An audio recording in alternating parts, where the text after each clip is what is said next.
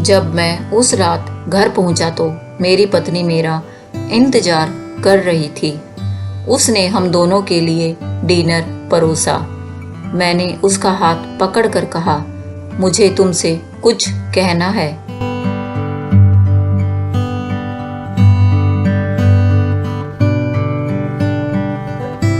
वह नीचे बैठ गई और खामोशी के साथ मेरी तरफ देखने लगी। मैंने उसकी आंखों में एक अजीब सा दर्द महसूस किया। मैं कश्मकश में था। मुझे समझ नहीं आ रहा था कि मैं अपना मुंह कैसे खोलूं। लेकिन मुझे उसे बताना था कि मेरी जिंदगी और दिमाग में क्या चल रहा है।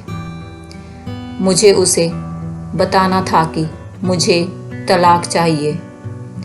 मैंने शांति से इस बात को उसके आगे रखा। वह मेरी बातों से नाराज नहीं लग रही थी, बल्कि उसने धीरे से मुझसे पूछा, क्यों? मैंने उसके सवाल से परहेज किया। तब इससे वह नाराज हो गई। उसने अपने हाथ में पकड़ी चम्मच फेंक दी और मुझ पर चिल्लाई, तुम जानवर हो। उस रात हमने आपस में बात नहीं की। वह पूरी रात रोती रही। मुझे पता था कि वह जानना चाहती थी कि हमारी शादीशुदा जीवन को क्या हुआ था, लेकिन मैं शायद ही उसे कोई संतोषजनक उत्तर दे पाता। मैं उसे कैसे बताता कि जिस दिल में पहले उसका घर था, उस पर अब ऋतु का राज है। मैं अब उसे प्यार नहीं करता था, मुझे बस उस पर दया आती थी। अपराध बोध की गहरी भावना के साथ मैंने एक तलाक के समझौते का पेपर तैयार किया, जिसमें कहा गया था कि वह हमारा घर, हमारी कार और मेरी कंपनी की 35% हिस्सेदारी की मालकिन होगी। जब मैंने उसको वो पेपर दिए तो उसने पल भर उस पर नजर डाली और फिर उसके टुकड़े टुकड़े कर दिए। जिस स्त्री ने अपने जीवन के 10 वर्ष मेरे साथ बिताए थे, वह अब अजनबी सी लगने लगी थी। मुझे उसके टाइम, संसाधनों और ऊर्जा जो उसने मुझ पर खर्च किया, उसके लिए खेद हुआ। लेकिन मैंने जो कहा था, मैं उसे वापस नहीं ले सकता था, क्योंकि मैं ऋतु से प्यार करता था। अंत में वह मेरे सामने जोर जोर से रोई, जिसकी मुझे उम्मीद थी। मेरे लिए उसका रोना वास्तव में एक तरह की रिहाई जैसा था। तलाक का विचार, जिसने मुझे कई हफ्तों से परेशान किया था, अब और मजबूत और स्पष्ट अपनी मंजिल को पाने को लग रहा था। अगले दिन मैं बहुत देर से घर वापस आया और देखा कि वह मेज पर कुछ लिख रही थी। मैंने रात का खाना नहीं खाया और सीधे सोने चला गया और बहुत तेजी से सो गया, क्योंकि मैं ऋतु के साथ एक व्यस्त दिन के बाद थक गया था। जब मैं उठा तब भी वह टेबल पर लिख रही थी। मुझे परवाह नहीं थी, इसलिए मैं पलट गया और फिर से सो गया। सुबह उसने अपनी तलाक की शर्तें मुझे बताई। वह मुझसे कुछ नहीं चाहती थी, लेकिन तलाक से पहले उसे 1 महीने का नोटिस चाहिए था।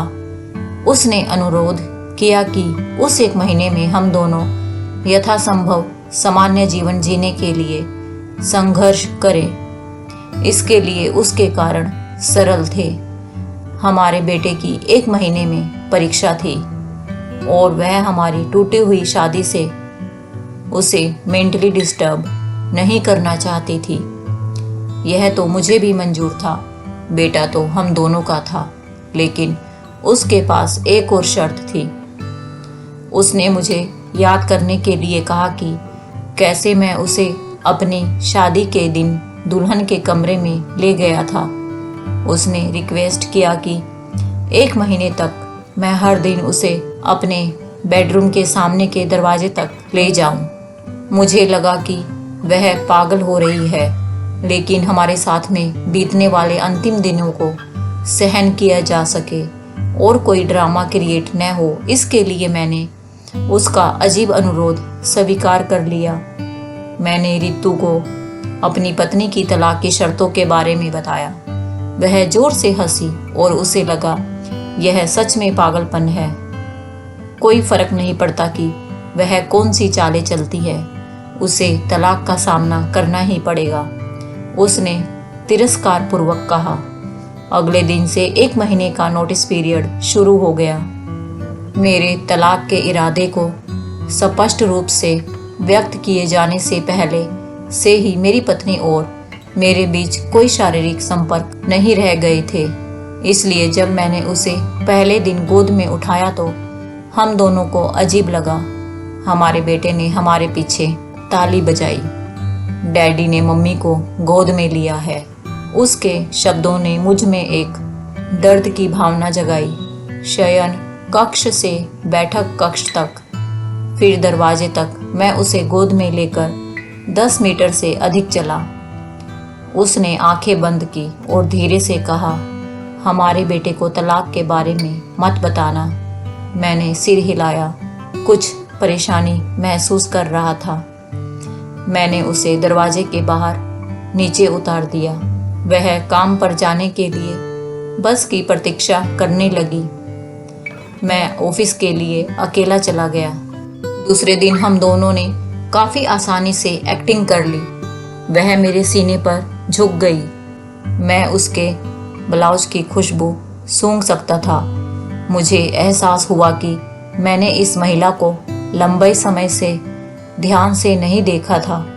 मुझे एहसास हुआ अब वह जवान नहीं रही थी। उसके चेहरे पर कम सही लेकिन झुर्रियाँ आ गई थी। उसके बाल सफ़ेद हो रहे थे। हमारी शादी से उस पर बुरा असर पड़ा है। 1 मिनट के लिए मैंने सोचा कि मैंने उसके साथ क्या कर दिया है। चौथे दिन जब मैंने उसे उठाया तो मुझे आत्मीयता की वापसी का आभास हुआ। अरे, यह वही महिला है जिसने मुझे अपनी जिंदगी के 10 अमूल्य साल दिए हैं।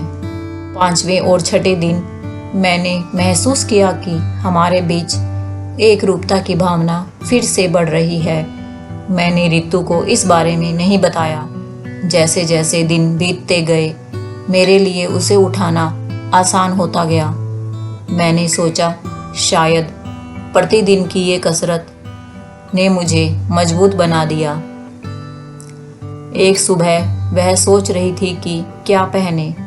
उसने बहुत सारे कपड़े पहनने की कोशिश की, लेकिन उसे एक भी उपयुक्त पोशाक नहीं मिली। फिर उसने गहरी सांस ली। वो बोली, मेरे सभी कपड़े बड़े हो गए हैं। मुझे अचानक एहसास हुआ कि वह इतनी पतली हो गई है। मुझे अब समझ में आया कि यही असली वजह है जो मैं उसे इतनी आसानी से उठा पाता था। अचानक एक विचार ने मुझे अंदर से झकझोर दिया। उसने अपने दिल में कितना दर्द और कितना दुख दबा रखा होगा जिससे उसकी ऐसी हालत हो चली है। अब चेतना में कभी इस बारे में सोच ही नहीं सका। मैंने उसके सिर को छुआ। हमारा बेटा उसी समय अंदर आया और बोला, पापा, माँ को गोदी में उठाने का समय हो गया है। उसके लिए इस महीने में अपने पिता को अपनी माँ को गोदी में उठा कर ले जाते देखना उसके जीवन का एक अनिवार्य हिस्सा बन गया था। मेरी पत्नी ने हमारे बेटे को करीब आने का इशारा किया और उसे कसकर गले लगा लिया। मैंने अपना मुंह फेर लिया क्योंकि मुझे डर था कि मैं इस अंतिम समय में अपना विचार ना बदल दूं। फिर मैंने उसे अपनी बाहों में पकड़ लिया। शयन कक्ष से चलते हुए, बैठक के कमरे से होते हुए दरवाजे तक उसने सौम्यता और स्वाभाविक रूप से अपने हाथ मेरी गर्दन के चारों ओर रख दिए। मैंने उसके शरीर को कसकर पकड़ रखा था। यह हमारी शादी के दिन जैसा ही था, लेकिन उसके बहुत ही कम वजन ने मुझे उदास कर दिया। आखिरी दिन जब मैंने उसे अपनी बाहों में लिया तो मैं मुश्किल से एक कदम भी आगे बढ़ सका। हमारा बेटा स्कूल के लिए चला गया था। मैंने उसे कस कर पकड़ लिया और कहा, मैं यह नहीं देख पाया कि हमारे जीवन में इंटीमेसी की कमी हो रही है। मैं ऑफिस चला गया। दरवाज़ा बंद किए बिना तेजी से कार के अंदर बैठ गया। मुझे डर था कि थोड़ी सी देरी से भी मेरा मन बदल जाएगा। मैं वहाँ चला गया जहाँ रितु रहती थी। रितु ने दरवाज़ा खोला और मैंने उससे कहा, सॉरी रितु, मैं अपनी पत्नी को अब तलाक नहीं दे पाऊंगा। उसने मुझे आश्चर्य से देखा। वो अचंभे में थी और फिर मेरे माथे को छुआ। क्या तुमको बुखार है? उसने पूछा। मैंने अपने सिर से उसका हाथ हटा दिया। सॉरी रितु, मैंने कहा मैं तलाक नहीं लूँगा। मेरा वैवाहिक जीवन शायद इसलिए उबाऊ था क्योंकि वह और मैं अपने जीवन के छोटे छोटे पलों को महत्व नहीं देते थे। इसलिए नहीं कि हम अब एक दूसरे को प्यार नहीं करते थे। अब मुझे एहसास हुआ है कि जब से मैं उसे अपनी शादी के दिन अपने घर ले आया था, तब मैंने और उसने एक दूसरे से ये वादा किया था कि हम एक दूसरे का साथ तब तक नहीं छोड़ेंगे जब तक कि मौत हमें अलग न कर दे। ऐसा लग रहा था कि रितु अचानक शौक से जाग गई। उसने मुझे एक जोरदार थप्पड़ मारा, फिर दरवाज़ा मेरे मुंह पर पटक दिया और फूट फूट कर रोने लगी। मैं उसके घर से बाहर आया और अपने घर की ओर चल दिया। रास्ते में फूलों की दुकान पर मैंने अपनी पत्नी के लिए फूलों का गुलदस्ता लिया। सेल्स गर्ल ने मुझसे पूछा कि कार्ड पर क्या लिखूं। मैं मुस्कुराया और लिखा, मैं तुम्हें हर रोज उठाऊंगा जब तक मौत हमें अलग नहीं कर देती। उस शाम मैं घर पहुंचा, हाथों में फूल और चेहरे पर बड़ी सी मुस्कान लिए। मैं सीढ़ियां चढ़ा और अपनी पत्नी को बिस्तर पर मृत पाया। मेरी पत्नी महीनों से कैंसर से लड़ रही थी और मैं रितु के साथ इतना व्यस्त था कि ना मैंने ध्यान दिया न ही महसूस किया। वह जानती थी कि वह जल्द ही मर जाएगी और वह मुझे हमारे बेटे की नकारात्मक प्रतिक्रिया से बचाना चाहती थी। अगर हम तलाक के साथ आगे बढ़ते तो मेरा बेटा मुझसे पक्का नफरत करता। कम से कम हमारे बेटे की नज़र में मैं एक प्यार करने वाला पति हूँ।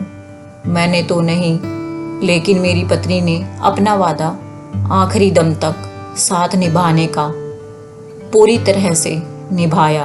हाँ, पूरा जीवन अब मुझे पछतावे की आग में जलना था, लेकिन अब अपने आखिरी दम तक अपनी पत्नी से और भी ज्यादा प्यार करता रहा, चाहे वो मेरे साथ नहीं थी।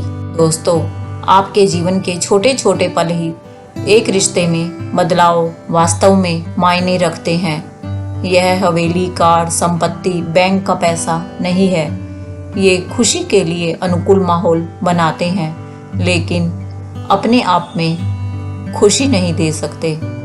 इसलिए अपने जीवन साथी के दोस्त बनने के लिए समय निकालें और एक दूसरे के लिए वो छोटे छोटे काम करें जो नवीनता पैदा करते हैं। एक वास्तविक सुखी विवाहित जीवन जिए। दोस्तों, इस कहानी को ज़्यादा से ज़्यादा शेयर करें। शायद आपके ऐसा करने से हम एक शादी को टूटने से बचा सकें। जीवन में कई बार ऐसे लोग असफल होते हैं जिन्हें इस बात का एहसास नहीं होता कि वे सफलता के कितने करीब थे जब उन्होंने हार मान ली। दोस्तों, कहानी अच्छी लगी है तो इसे लाइक करें और ऐसी ही अच्छी अच्छी कहानियाँ सुनने के लिए मेरे चैनल को सब्सक्राइब करना ना भूलें। जल्दी मिलते हैं एक नई कहानी के साथ। तब तक के लिए अपना ध्यान रखें।